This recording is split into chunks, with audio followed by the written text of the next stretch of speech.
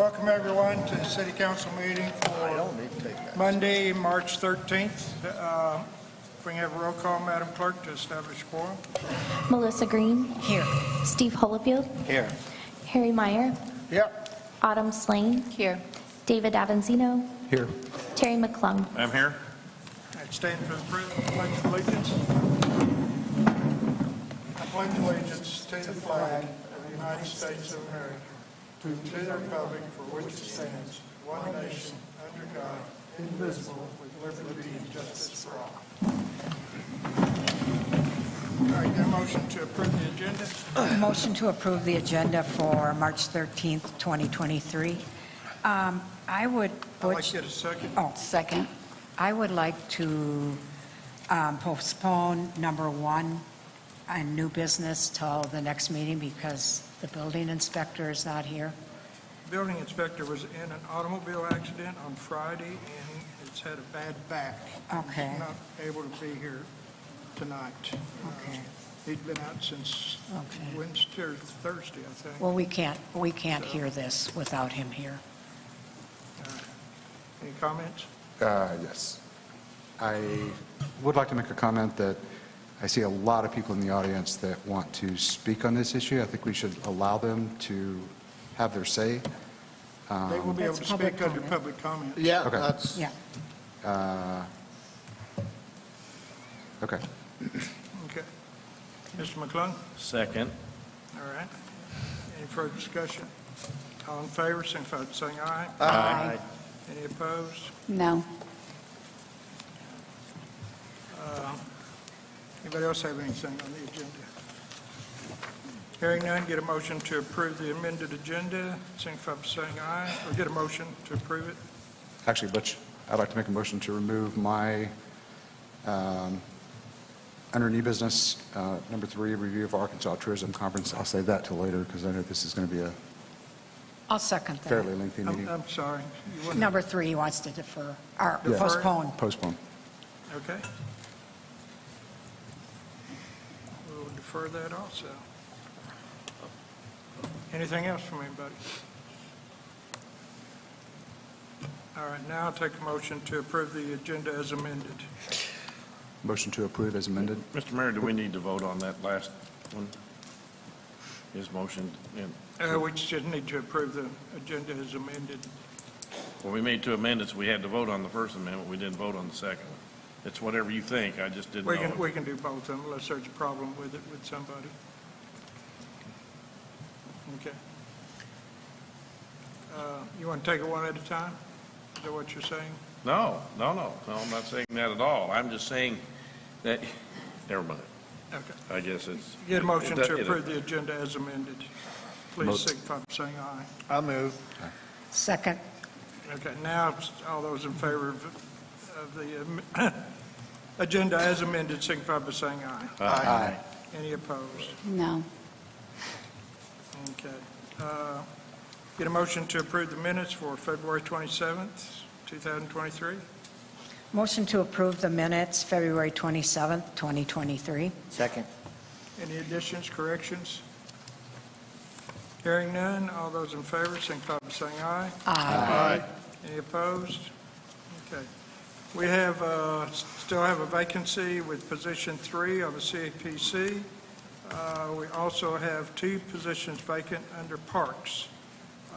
And at this point, we also have an applicant for reappointment, Marty Cogan, and I'd like to have, she has written a statement that I'd like to have her read before we have a nomination or a vote on that. Do you have it? So, Madam Clerk, if you'd like to read her statement. At the last city council meeting, when the mayor submitted my name for reappointment to HDC as council member, Steve Holofield via Zoom commenced what can only be called a personal and hateful diatribe against me. The man has never liked me, which is his prerogative and certainly doesn't affect me, but in view of his many misogynistic, vitriolic comments, I feel I have to issue an apology that is a response to his many and untrue accusations regarding my character. Firstly, he has never once addressed me, or for that matter, even spoke to me about any question or statement he deemed inappropriate, but stooping to his level, he is not the boss of me. During COVID, the HDC didn't have meetings for approximately half of his default tenure, so while the statement that he served 3 years as a chairperson on the HDC is technically true, in fact, it is moot. At no time did the man speak, phone, or otherwise indicate his personal or professional disdain as he expressed in February 27th. I have indeed queried types of materials, asked for more accurate renderings and descriptions of proposed work, along with other items I felt required clarification.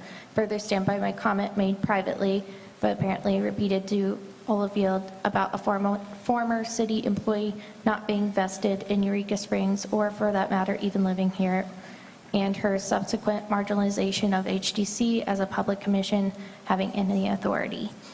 A designated historic district offers neighborhood stability, encourages heritage tourism, and among many other features, provides an accurate record for generations to come. It should be noted that approximately 98% of work applications are approved. I take my responsibility as a commissioner seriously and would hope the City Council will ignore the spurious, quasi-slanderous tirade from Mr. Holofield and permit me to remain on the HDC. So do I hear a motion for Marty Cogan to be nominated for the HDC? Ms. Green? I'm going to recuse myself because unfortunately Marty is listed as a witness against us in our lawsuit, and I just do not feel comfortable on very good advice to not vote for her. Mr. McClung? I make a motion to approve her, Marty, for reappointment. Do I hear a second? I'll second that. All right, we've got a motion by Mr. McClung, Ms. Slane second. Any comments? Ms. Slane? I heard what you said, Steve, and I went back and watched several of the tapes, and I didn't see anything that was like you described. I did see the tension between the two of you, but from what I could see, she asked good questions. She was not bullying in nature. So that's all I have to say. Anybody else? All right, I think I'd like to have a roll call vote on this, please. Terry McClung, Yes. Harry Meyer, Well, since I'm another one that's in the lawsuit, will have to abstain. abstain. Melissa, you're abstaining. Yes, ma'am. Autumn Slane, Yes. Steve Holofield, No. David Avanzino. No. We got 2 yeses, 2 noes, 2 abstains. All right, motion, two noes, 2 yeses. 2 noes, 2 yeses, and 2 abstained. All right, motion fails. All right, we do have some other people nominated, so, or people put their application in, so we will submit some new applications at the next meeting. So, thank y'all for taking that time. And thank you, Ms. Cogan, for putting your nomination in. All right, this time we'll end up public comments, 3 minutes per person, please.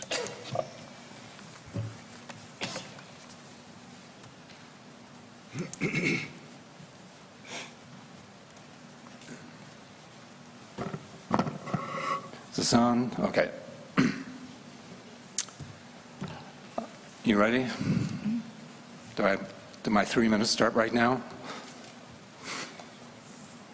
My name is John Rankin, and I am co-owner of 1 Washington Street that is on the council's agenda tonight.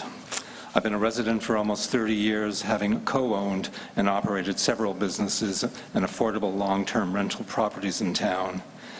It's been almost 1 year ago since the St. Patrick's Day fire that burned approximately 30% of our fourplex at 1 Washington Street, displacing 7 of our tenants. At that time, my husband and I, Bill King, had to make the decision as to what to do with the building post-fire. We contacted the fire marshal, a local architect, several friends in the construction business, and most importantly, our then city building inspector, Bobby Ray, who agreed the building was structurally sound and who gave us a building permit for the renovation. With the information provided to us at the time, we made the decision to proceed. Starting with the demolition and removal of fire and water damages materials, putting on a new roof, enclosing the entire structure, hiring a local business to get rid of the smoke and mold. We then went to even greater expense by putting in all new electric, plumbing, and heat and air. Everything was going forward as planned, then without warning, everything came to a screeching halt when we discovered red tape surrounding our building with a stop work order attached. That was almost 3 months ago. We were trusting the city on their word, and had we been given the information that this building inspector, who we believe is not familiar with 100-year-old buildings or the IVC code, we would have razed the building and sold the valuable piece of land. We hired a structural engineer from Fayetteville who has stated that 1 Washington Street is stable and no threat to danger to anyone. We have a detailed report for council to read that addresses many of the issues the new illegally hired building inspector addresses. I want to thank council members who took the time to privately hear our concerns. And I hope Bill and I will have more than just these 3 minutes each to address some of our concerns before voting to condemn our fourplex. There's an obvious catch-22 here when one part of the city is saying, clean up your act or else, and the other part tying your hands, preventing you from cleaning up your act because of literal red tape. We have heavily invested in this project and this town through the years and want to continue by providing 4 two-bedroom, newly renovated, affordable, safe units that are desperately needed in this town. Community has always been important to Bill and I in whatever we take on. All of you sitting here during the recent election campaign made affordable housing your #1 issue. We hope it still is. Our lawyer urged us to talk with council to prevent a costly lawsuit for both parties. We would like to find a reasonable solution that will benefit us, the city, and its residents. How's that for timing? Yeah.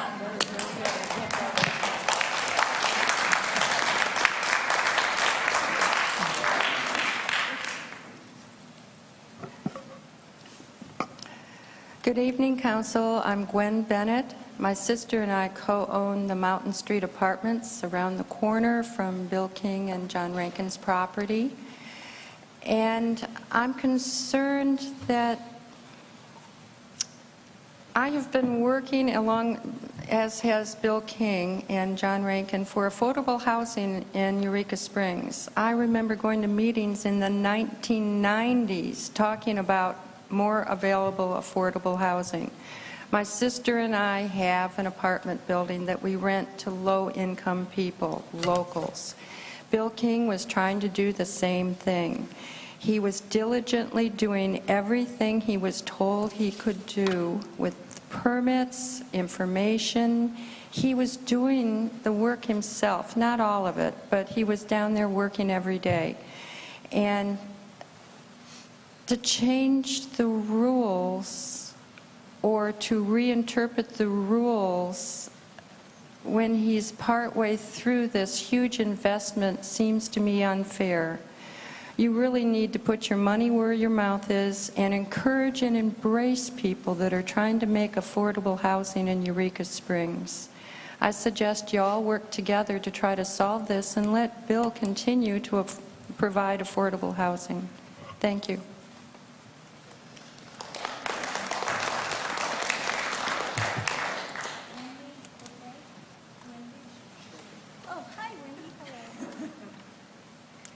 Hi, my name is Wendy LaFay, and I've lived here since 2007, and in many ways, Eureka Springs is more of a home to me than even where I grew up. And I have watched A lot of people, especially lately, especially since the pandemic, have a really hard time finding affordable housing, in particular within walking distance of the shops where many of the people who work need to be able to, some of them need to be able to walk to the shops because they can't afford their own vehicles necessarily. So I feel very passionately about creating more affordable housing. In this case, with John and Billy's property that is being rebuilt, I think it's particularly important to make sure that that location remains as affordable housing for 4 separate units. That's quite a large amount of people to be helped in our town with affordable housing. If it ends up being torn down, we don't even know what's going to happen, you know? So I think it's really important for us to make sure as a community that we have affordable housing for our residents. I really think that they should have a chance to finish their project, especially considering the amount of money and time and resources that they've put into rebuilding. Thank you.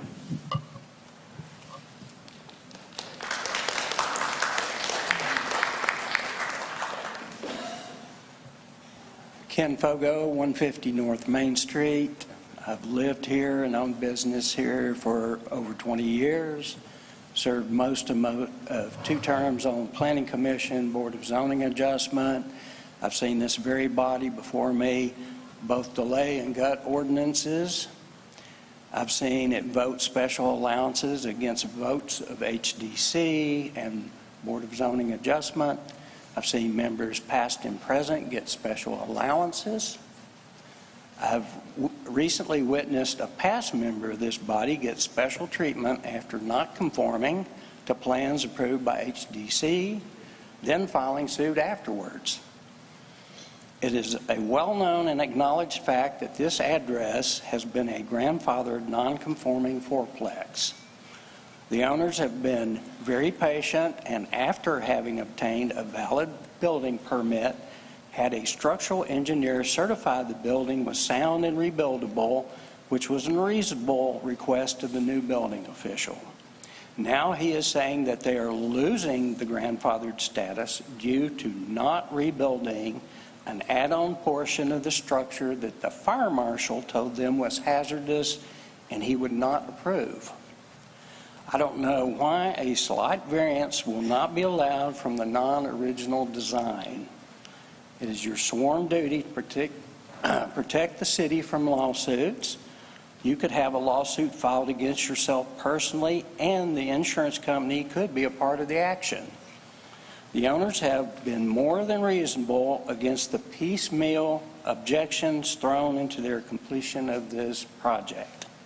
Do the right thing. Yes.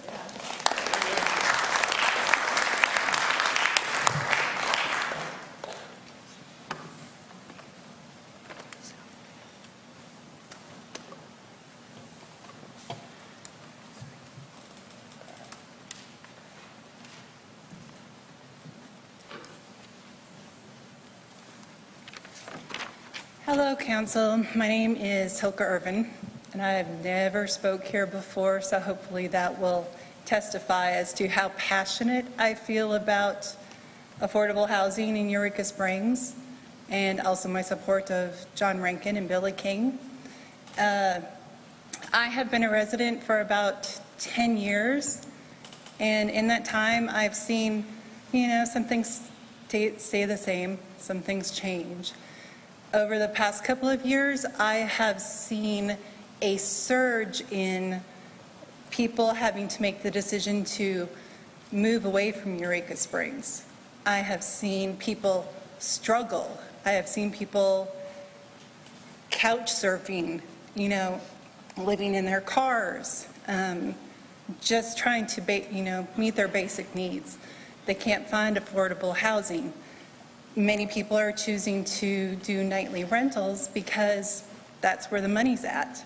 and that's continuing to grow. And people who are willing to rent to residents who live and work here and love this town are getting fewer and fewer. And John and Billy have always been committed to this community, and, sorry, I'm an emotional chick, they've always been just so committed, and we have personally rented from John and Billy in the past. And at that time, we had hardly anything, you know, we didn't make a lot of money, and they were there for us. You just don't find that anymore. And I think if they are not able to continue with building this, I don't want to swear, but crap, you know, it's not going to be good for the community. It's not good for the people. It's not good for the council. We really do need to work together more and talk to one another. And, you know, just go out on the social media pages and look at people who are looking for housing right now. The numbers are incredible. I mean, have any of you looked to see what people are saying, what they're feeling, what they're going through? Please put yourself in their places and try to understand what they're going through, what they're feeling, and what they're needing, and help them meet those needs. Please. Yes, ma'am.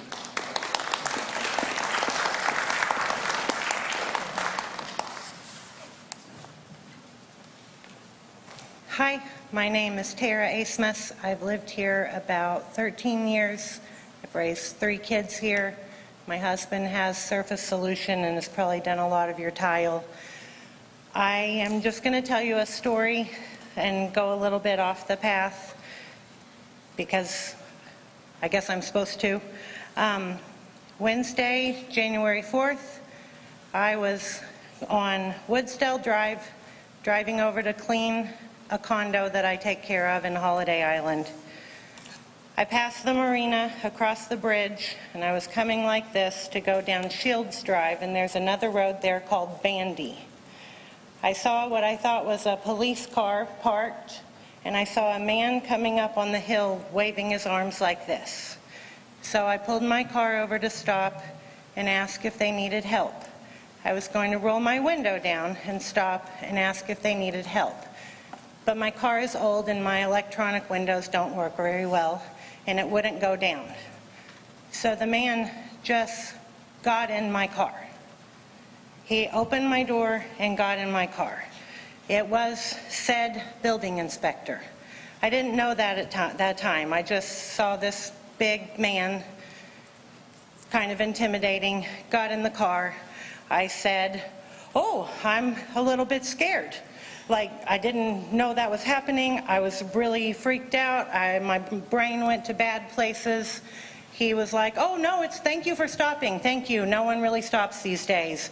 And I was kind of looking around because I thought maybe he was going to do something to me. I was trying to see if there were people around, if there was a driveway I should pull into, while assessing what's going on in my seat.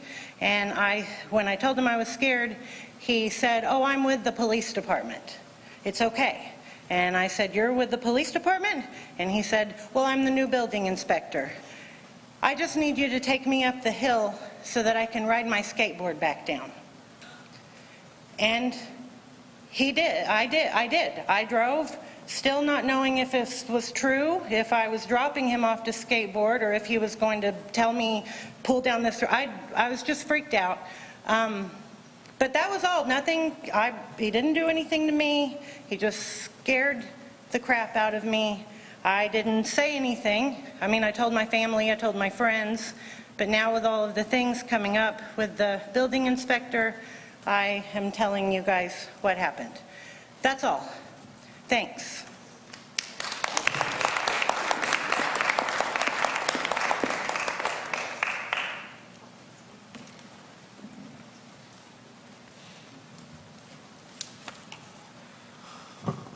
Hi, my name is Susie Bell. I am a co-founder of ECHO and ECHO Village.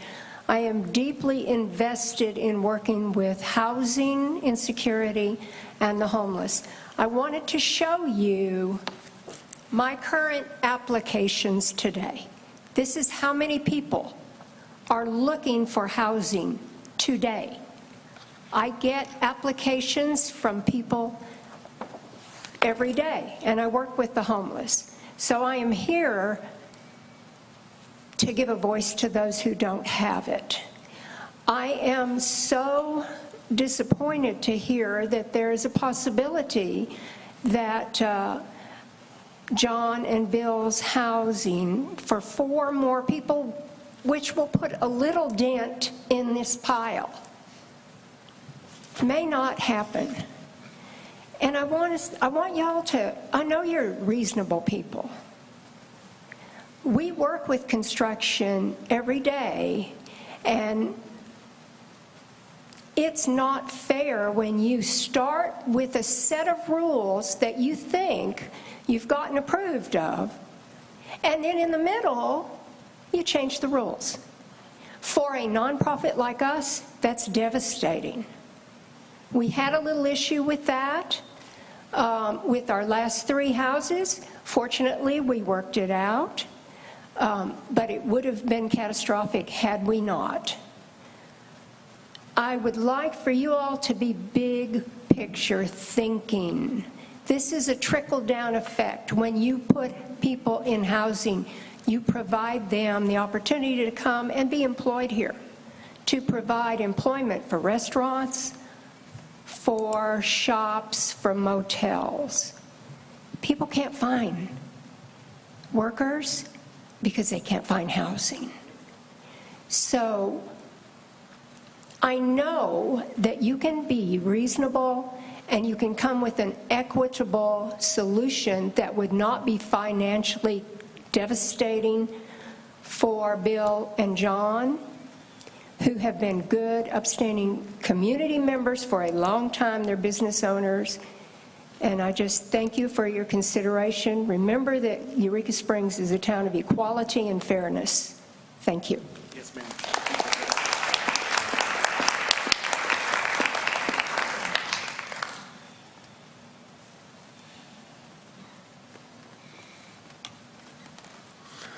Good evening. My name is Bill King, the person they've all been saying the name of.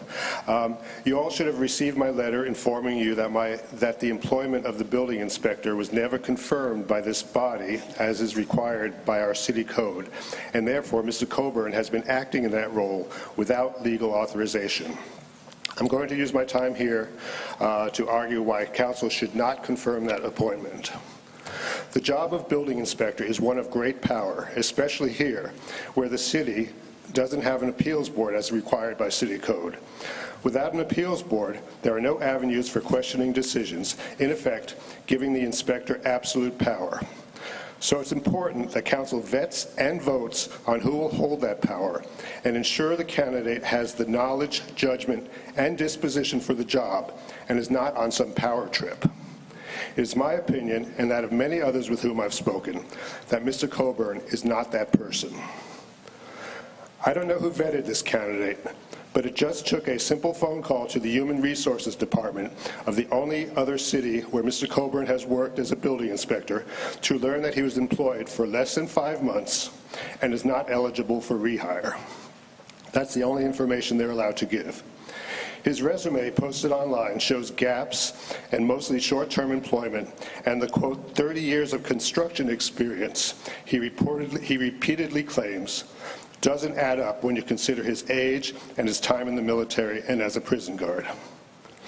Mr. Coburn has cost me and many others considerable money, delay, and distress in his overreaching heavy-handedness. One day, on day 1, he shut down every project in town and made unreasonable demands well beyond the requirements of the international existing building code. In my case, he has acted like the apartment house I'm renovating is on the verge of collapse, that pretty much every board in it is rotten, and that it needs to be rebuilt from the ground up and brought up to the current code for new construction. Reports from the structural engineer I engaged refute all those claims. I spoke to a home builder with 40 years experience whose new construction project was red tagged. He told me he was required to do things that have never been done on any project he knows of and were unnecessary, but he did them because that was the only way he could proceed. From speaking with other construction folks in town, I've learned that Mr. Coburn has different personalities depending on who he's dealing with. With me, he's impeccably polite in an authoritative military fashion. If he determines you're a metalhead or skateboarder, a fan of heavy metal music, he turns into foul-mouthed bro dog, his alter ego, with every other word an F-bomb, and he talks about music rather than the job he is there to inspect. I've heard negative reports and rumors from many contractors and workers in town, but most are afraid to say anything because of the great power the building inspector holds over them.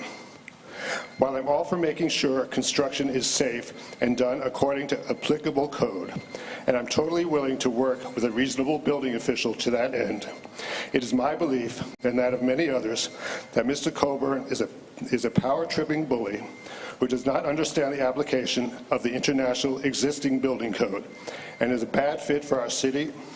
I think you can find a much better candidate. Thank you. Yes, sir.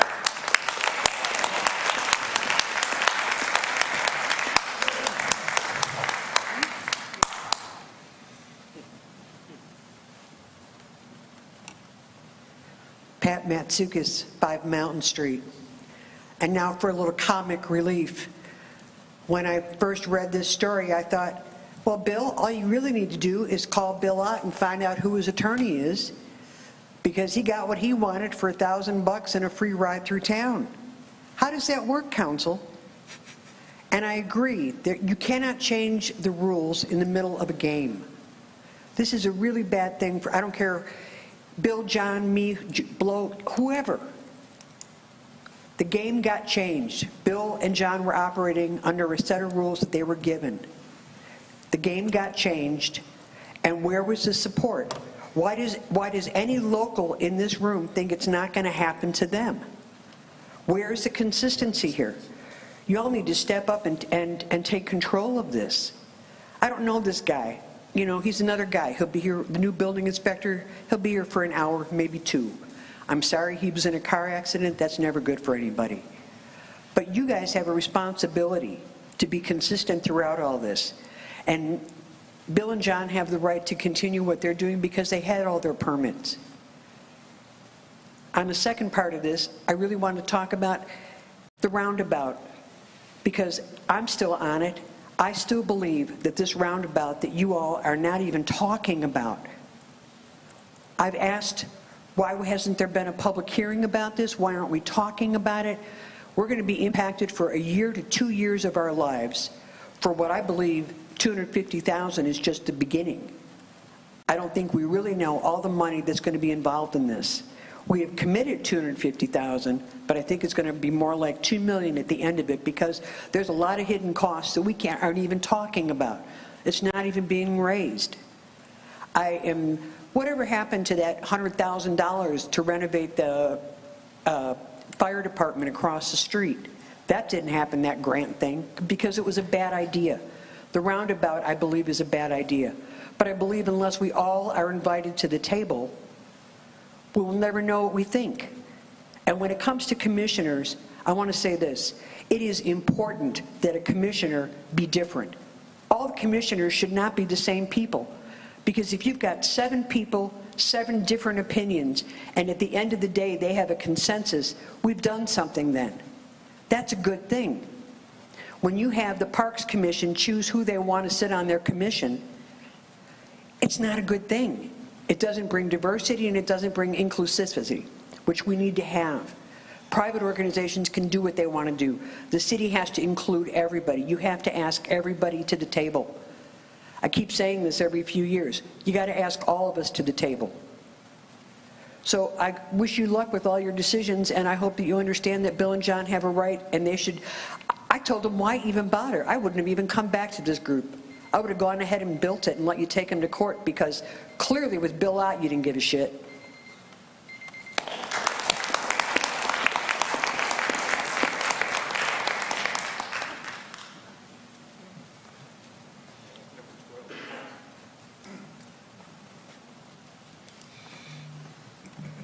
Hello, I'm Bo Satori from 2 Fairmount.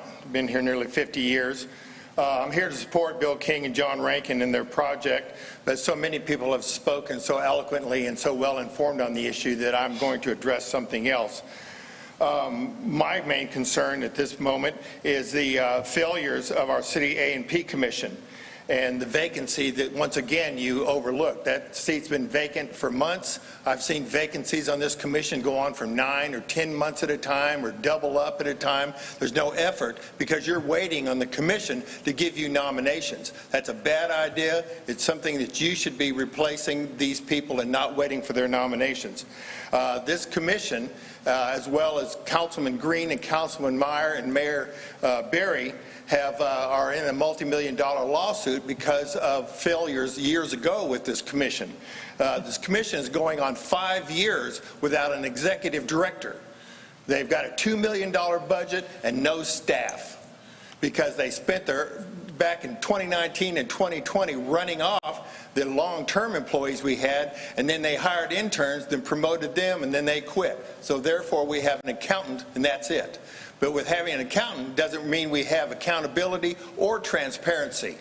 Then recently, the new chairman, Chris Clifton, encouraged the commission to move the meetings from 6 o'clock to 3 o'clock in the afternoon. Everyone knows that at 3 o'clock in the afternoon, the majority of Eureka Springs cannot attend meetings and cannot watch them on YouTube or the channel. That's a bad idea. He said that he wanted to do that personally for his convenience, and then the others went along with it. I think you need to address that. Those meetings have been for over 30 years, have been happening at 6 o'clock when other people are off work. Let's see, there's no executive director, employees have quit, the current chairman. In addition to not being able to function as a chairman, he does not have a business in the city, he does not live in the city, and he has no history with the city. Now that may be okay with the laws and ordinances that you pass, but it's not okay with the citizens of Eureka. You as city government represent the people in the city, and these commissions represent you as our city government, and they represent the citizens, and that is completely lost. They speak occasionally about transparency and accountability, but they keep hiding it away. They had a special meeting tonight on staffing. Did anybody know about it? Of course not, because they skip regular meetings and then they have special meetings called at the last minute. That's not the way you do business. You have special meetings when they're called for in a regular meeting, and you have regular meetings that occur on a regular basis so everybody knows what they're doing and when they're doing it. There's another move on to dissolve the city A&P. When that came up on the ballot some years ago, I was against it and I campaigned against it. I can't say that I would do it again, because it looks like what we're going to have to do is dissolve the A&P again and then consider whether or not we want to reinstate it. But right now, with the commission you have no one that knows the city. You have representatives who have no history on the commission or with advertising and promotion, and it's a complete failure of the tax dollars that they're collecting. $2 million a year.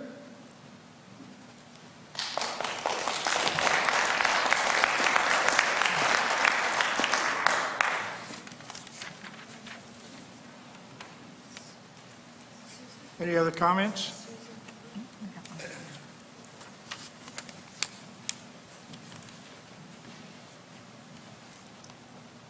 Hello, thanks for listening to our comments. I really appreciate it. My name is Susan Hubbard, just bought a place with my husband on Alamo. I just wanted to talk again about the situation for John and Billy. I came here in the early 80s, and I left for a while and was eager to get back, and trying to come back in, to find a place, to buy a place. It's just impossible to find a place to live while I was looking. And then I became really aware of this situation that, of course, I'm very privileged. I was looking to find a place, and John and Bill helped us out, but to find a place while I was looking for a place to buy. But most people are just trying to find a place to live so they can work here. And they want to live here, and their families are here, and they have worked here, and we need them here. They love this town just like you all do. and they've put a lot of love into it, just like you have. And so I think the most heartbreaking thing that we're hearing is that John and Bill followed all the rules and then got shut down. And I just know that we can appeal to you on that level, that there's just, it's not about whether or not it's fair. It's just, it's not good business. And it's really bad for the city of Eureka Springs. And whether or not this building inspector is what we need in this town, it doesn't sound like it, but what do I know? But certainly this particular situation has gone awry. And this is something that's within our power to fix. So I really think that, you know, one of the bigger systemic learning curves out of this is that there is no appeal process. So anybody deserves that. You know, when they're faced with a situation like this, they shouldn't have to rely on 3 minutes in front of the people that they live in this town with and they share this town with. So I think that's something that needs to be fixed for everybody. But let's fix this problem. It's not just John and Bill's problem, but it's all the people that need to live here, want to live here, and want to contribute to this beautiful place. I'm so glad to be able to be back here, and I will do anything to help resolve this problem. Thank you for your time.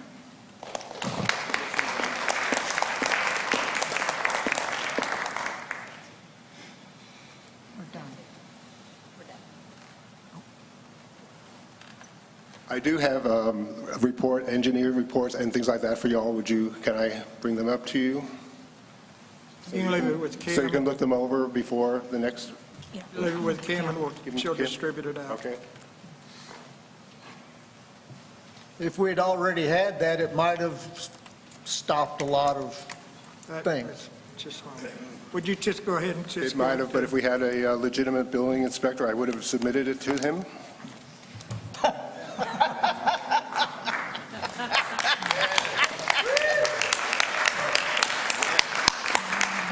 That's going to get you a lot. Can I have 10 seconds?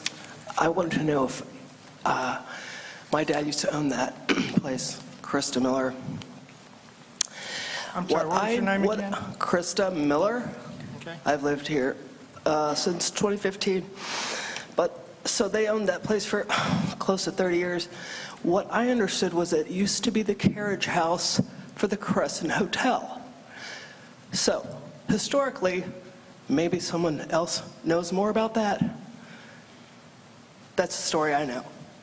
So, I don't know if anybody cares. All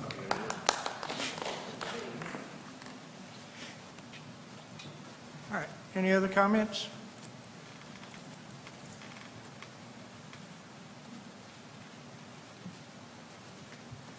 All right, I think that's the end of our public comments. Appreciate everybody making their comments. This will go into, now we'll start, there is no unfinished business, and item of new business is sidewalks on East Mountain. Mr. Harry Myers. Motion to discuss. I'll second. Last year, I think we talked about this, and the mayor said that he was going to talk to the streets guy and find out, you know, what it'll take to build a sidewalk. And I'm just, you know, now that we've got Simon and instead of Dwayne, like to have an update on progress of that project.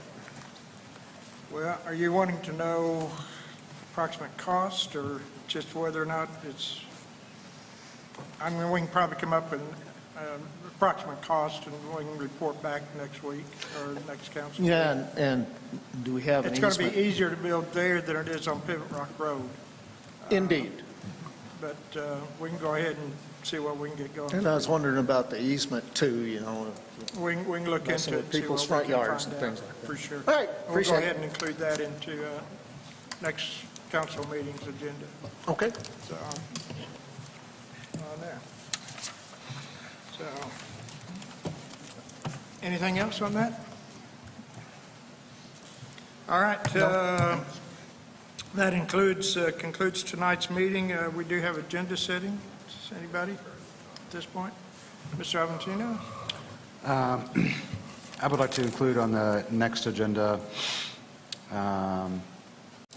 two things. The Governor's Conference on Tourism that was attended by myself and Mr. Holyfield, I would also like to include on the agenda the establishing an exploratory committee on affordable housing within the city limits or just outside the city limits of Eureka Springs, inviting all residents and those who know things like grant writing, et cetera, so that we can at least start looking at something.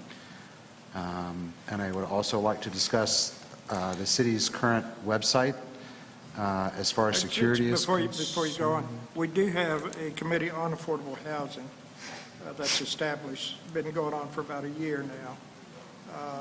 Because I don't know when they meet or... I'll be glad to. We haven't met in a couple of months because of Thanksgiving and Christmas and everything, but I'll be glad to put you on that list. Okay, I think absolutely. Ms. Slane's on the list and several other. We have about 40 people on that list. We haven't met in a long time. It's been 3 or 4 months since we met, so yeah. Yeah. So we'll get you back on there. So, Okay. Yeah. And then the city's website, which was brought up by someone, I did some diving into that website, and there are some security issues related to that website. I think we need to look at or put out an RFP for someone to redesign and be the sysadmin of that website for security purposes. You talking about the city website? Yes. Yeah. Mr. McClung? I would like to put on the agenda a discussion on the building inspector. I've looked at the ordinance, and it does require us to approve him. Well, until he gets off probation, there's no reason to bring him before the council. It's the only reason he hadn't been brought before for approval. Well, he will be brought before us he'll be here for the next meeting anyway because... Absolutely. But he's still So we on can discuss Washington Street? Yes, sir. But he's still on probation, so I didn't see any reason to bring him before the council while he's still on probation. And what is that period? Just curious. We're going to have it, I think, June. I think June is the end of the probation on there. Okay. Mr. Myers? I'd like to add a discussion, or maybe have the fire marshal here to discuss fire hazards in town and cycling of fire plugs and just fire protection. We got houses that are tinder boxes, and the quicker that we can get response to it, and of course I think that, I don't know what our code says, but if you've got rentals, I think you should have connected together alarms so that if a fire starts in this apartment. According to code, you got to have that. Yeah. So, Ms. Slane? I would like to have Brian Young be here as well. I'm sorry? Brian Young, I think his input would be nice to hear with this whole thing. Brian Young, for what purpose?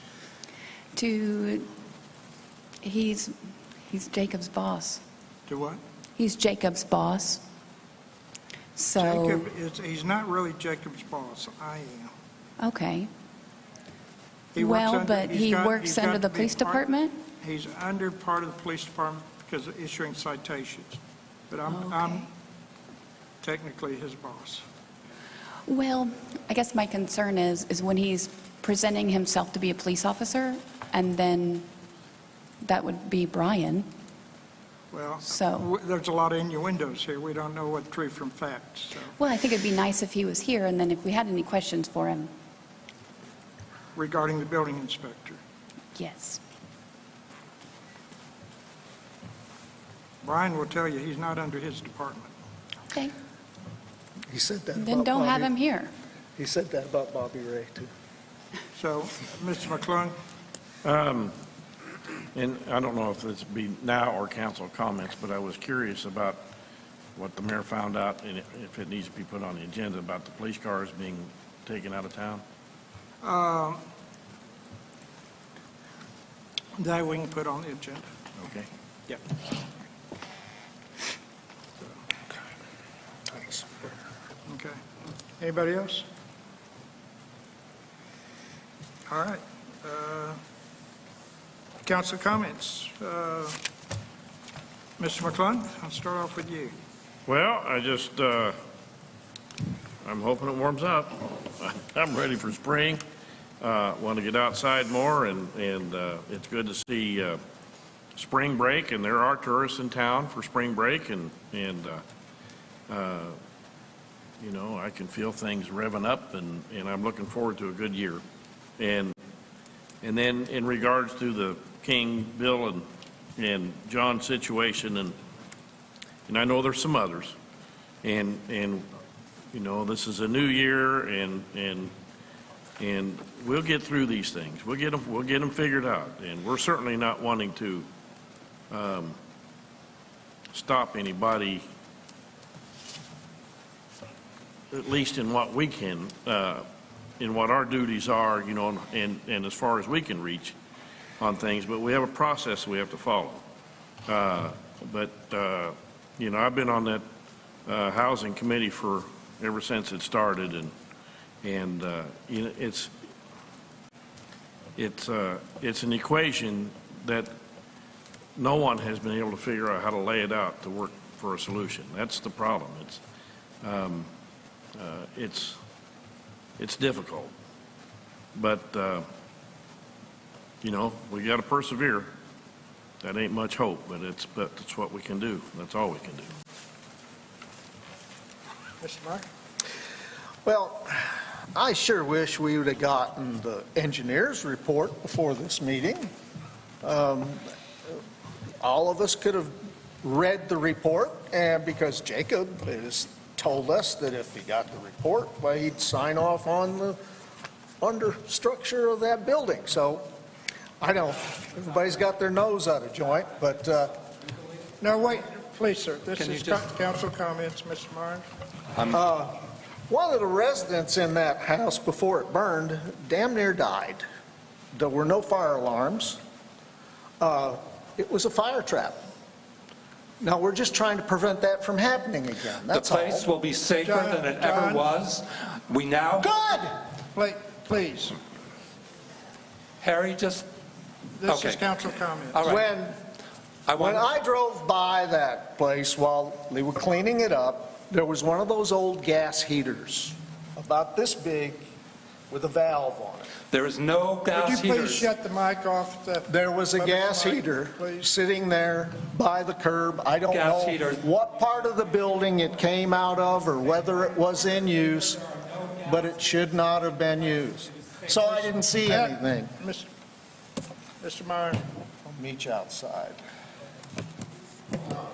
All right. Ms. Slane. Come on, please. Ms. Slane. I think this is an emotional situation, especially as a business owner. You put your heart and soul into what you do. And this is something we desperately need, is housing. So I hope that we can come together in something that would work for us all.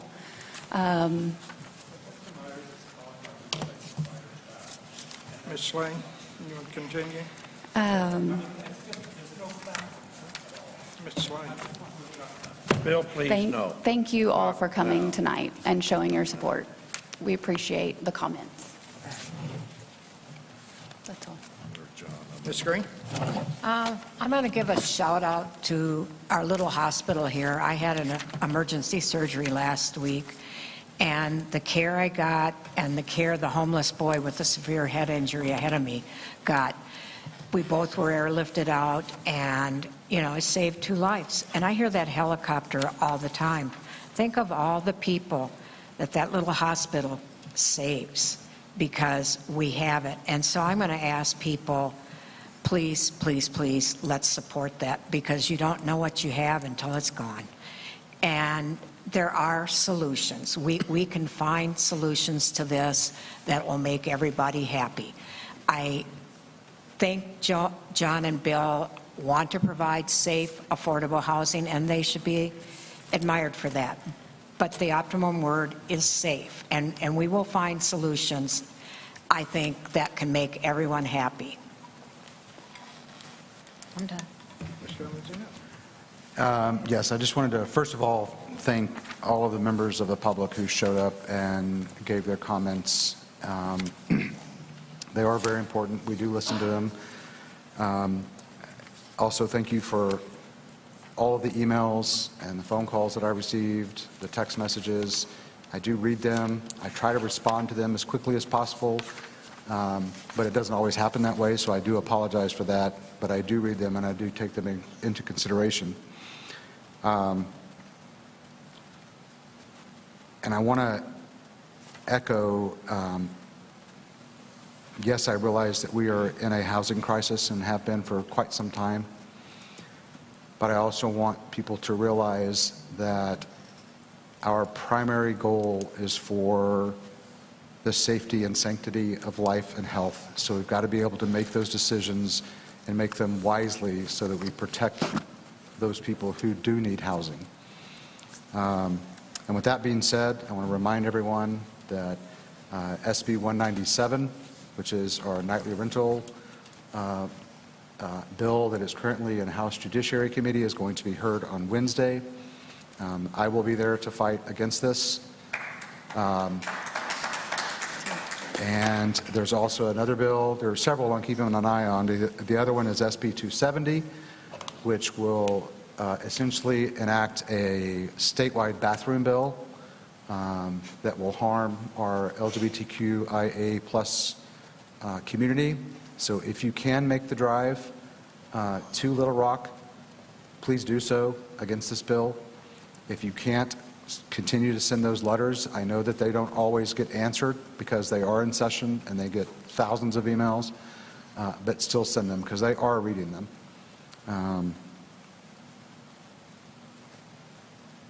That's all I have to say. Mr. Holyfield? Yes, I'd like to comment that the CAPC vacancy is already on the agenda for our next meeting next week. We're pushing to fill that position as soon as possible. So anybody in the public who wants to be on the CAPC, please put your application in. We're checking to see if we still have a folder of applications. We'll go through those as well. So it's our goal to make sure the commission is fully staffed as soon as possible. And it's a lot going on with the CAPC, but we're moving as fast as we can. So that's all. All right, brings my comments. We've got, I want to echo what Mr. Amenzino was saying about the SB 197 short-term rental. It's going to be heard Wednesday morning at 9 o'clock in the Big Mac building, conference room B. Big Mac building is behind the state capitol. It's encouraged that you get there probably an hour beforehand if you do go down, just be able to sign up and be able to get a seat. That being said, this weekend has been noted, this is spring break coming up for schools from Oklahoma. And on Saturdays, one of our favorite parades is the St. Patrick's Day Parade, which will be this Saturday at 2 p.m. So be sure to get your shamrock and green beads and head on downtown. And then also on Friday, March 24th, the Rotary Fish Fry will happen again at the Teagan Insurance Company. And proceeds from the fish fry, it's going to benefit the Back Our Kids, which is a Rotary Youth Leadership Samaritan's Feet Shoe Getaway. Also dictionaries for the third grade students and thesauruses for the fifth grade students, and local scholarships. And then there's also the Turpentine Creek Wildlife Refuge and Kaleidokites of Eureka Springs are holding their 31st annual Kite Festival event at the refuge on March 25th from 10 to 3. So if you get a chance, show up. The last several years have been a lot of fun out there. That's all I have. I'll take a motion to adjourn. Motion to adjourn. Second. All in favor? Aye. Aye. Yes. Any opposed? All right, so moved. Thank you all.